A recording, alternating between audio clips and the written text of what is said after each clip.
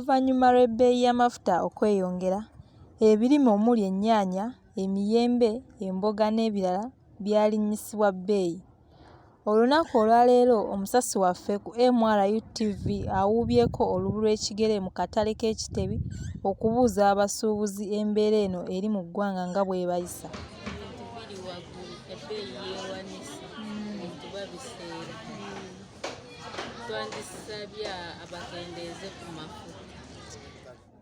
Wabula nga ku mbaga y'okutabula musiiwuufu, abaami batutegeezezza nti obuzibu buva ku bakazi ababakuula.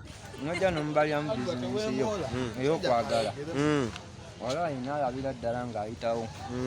Naye the same time era n'afuna omulala amubaliramu. Ate ebyo n'abisuula.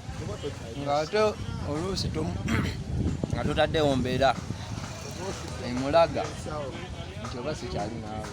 So nze kye nsaba abakazi ng'abo nti n'akasente oluusi bakaba keekubyemu.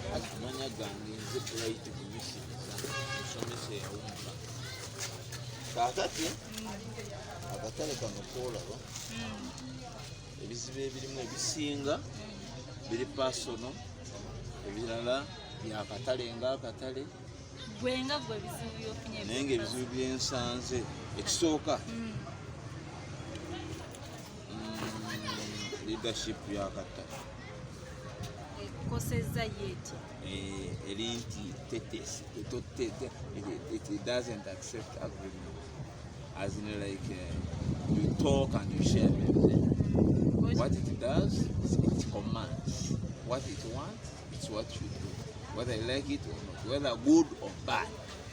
You get it? Then ekiddako ekiba nti bagwa side y'oyo omuntu gwe baagala. Whether you like it. For example, walina okubawo scenario, take an example. Ng'akatale tubamu n'okusoomozebwa nti basobola okuba nga bakubangi. Kati kiba nti ono ye babadde bamubangi ofiisi yamuwolereza. Kapero neeno bagikuguza 10,000 ate nga bamanyira nga tugibaguza 1,000. Ne baba kati instead fe abagigula eri 2,000 ngeno gitunda 3,000. Baatuuka ne bazigula because they are needed. Food eno yava mu kubeera ebyokulya byatuuka kati mulekere okuba nti biri expensive tebikyali need, they are want. You cannot live without it. So that is it. Kulabako Sandra, MRU TV.